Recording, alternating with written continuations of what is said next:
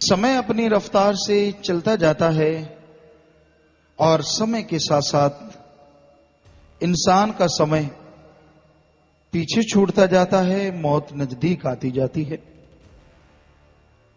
समय की कदर करो,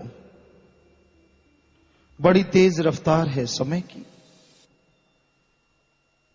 जो लोग समय की कदर किया करते हैं, समय हमेशा उनका साथ देता है।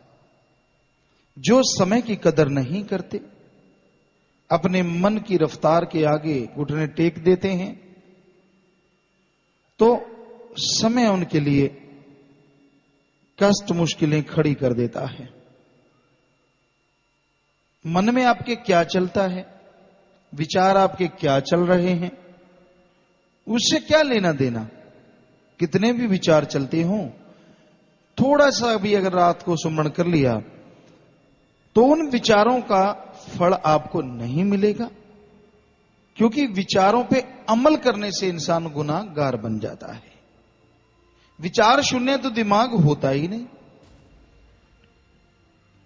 विचार शून्य या तो सुन समाधि में जाके हो सकता है, तब मालिक के दर्शन होते हैं, मालिक का ही ध्यान रहता है।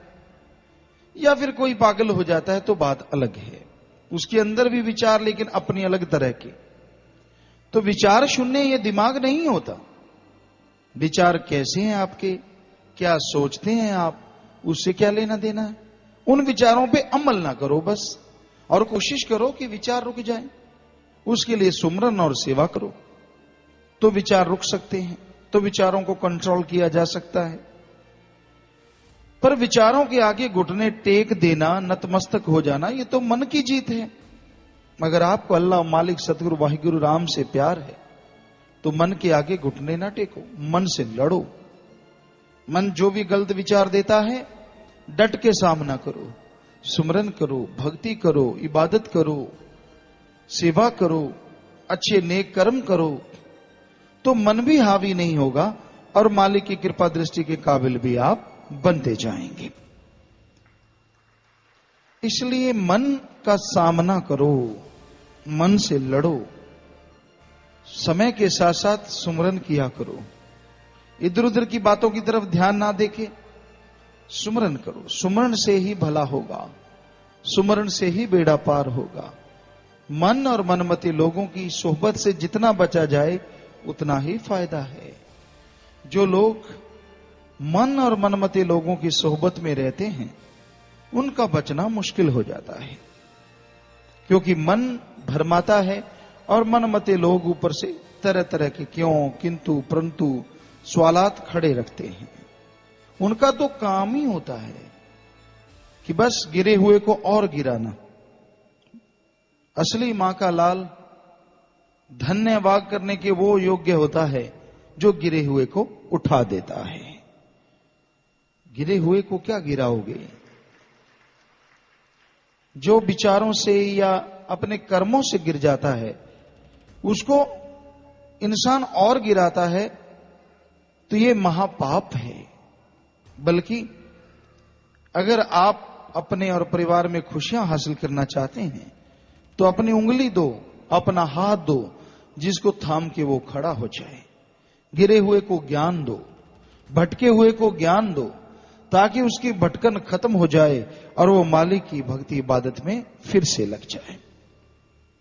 लेकिन ये घोर कलयुग है। ऐसा करने वाले भी हैं पर बहुत कम लोग। सबको अपने तक सीमित है, अपने तक मतलब है, किसी से कोई मतलब नहीं है। कौन क्या कर रहा है, किधर जा रहा है, कुछ लेना देना नहीं है। हर कोई अपने गर्ज, अपने स्वार्थ में लगा हुआ है, तिगड़मबाजी लड़ाता रहता है। अपना उल्लू सीधा करने के लिए तरह तरह की तरकीबें सोचता है, योजनाएं बनाता है। ऐसे नहीं ऐसे करेंगे, ऐसे नहीं वैसे करेंगे, इत्यादि इत्यादि। तो मन कभी भी किसी को सुख चैन नहीं लेने देता जब तक सुमन नहीं करते। मन क्या कहता है उस तरफ ध्यान ना दो, अमल ना करो बस। जो गलत विचार आए उनके अनुसार चलो ना, तो बच गए पाप से, गुनाह से। सुमन करते रहो, भक्ति करते रहो, तो समय जा रहा है। इंसान को जब बचपन होता है, फिर जवानी आती है, फिर अधेड़ अवस्था, तो ज्यादा मन चिल्लाता है। वैसे तो हर उम्र में, जवानी के जोश में विषय विकार, काम वासना इत्यादि इत्यादि, लेकिन जैसे अधेड़ अवस्था में प्रवेश करता है, मन और जवान हो जाता है। दुनियादारी के ख्याल, पैसे के ख्याल, विषय विकार के ख्याल, बूढ़ा हो जाएगा, फलां हो जाएगा, ये हो जाएगा, इत्यादि इत्यादि। क्योंकि अधेड़ अवस्था एक ऐसी अवस्था है जिसमें इंसान को लगता है कि उसका तजुर्बा काफी हो गया है। मन कहता है अब तू तजुर्बेकार हो गया है, अब तू पाप कर, अब तू गुनाह कर, तू ये कर, तू वो कर, तू फलां कर। पर भाग्यशाली वो हैं जो बचपन से लेके बुढ़ापे तक मालिक के प्यार, मोहब्बत, सेवा सिमरन में लगे रहते हैं। उन जैसा जीवन कोई दूसरा नहीं। तो इसलिए मन की ना मानो, ये लारे लगा के नरक ले जाए बुरा होगा हाल। हाल बुरा कर देता है जीव का। तो क्यों पापी पाप कमाए, क्यों विषयों में उम्र गवाए। जब निकलेंगे प्राण कोई पूछेगा नान, तेरी निकलेगी जान कली कली रे। उस समय कोई साथ नहीं देगा। आज जो चमचा चट, कौली चट, यार दोस्त मित्र तुझे जो नजर आते हैं ना, तरह तरह की बातें करते हैं, तेरा साथ देने की हामी भरते हैं, जब प्राण निकलने लगे, मालिक से प्यार है वो तो आन खड़ा होगा और गोद में बिठा के ले जाएगा। वरना आपकी आत्मा को अकेले ही कष्ट उठाने पड़ेंगे, दुख उठाने पड़ेंगे। तूने यूं ही लुटा दी जवानी, तूने कुछ भी ना सोचा प्राणी। जब आएगा बुढ़ापा कुछ सूझेगा ना आपा, तेरे सिर पे मौत खड़ी पली पली। जवानी, विषय विकार। जवानी में ऐसी नादानी होती है, आदमी को लगता है अगर वो काम वासना नहीं करेगा, विषय विकार नहीं करेगा, तो जीवन यूं ही बर्बाद कर लिया। मिला क्या? आने का क्या फायदा लिया तूने? इस दुनिया में आया भी और विषय विकारों में घुला मिला भी नहीं, तो क्या फायदा हुआ जिंदगी का? बस यहीं तक सोच, यहीं तक सीमित हो जाता है इंसान।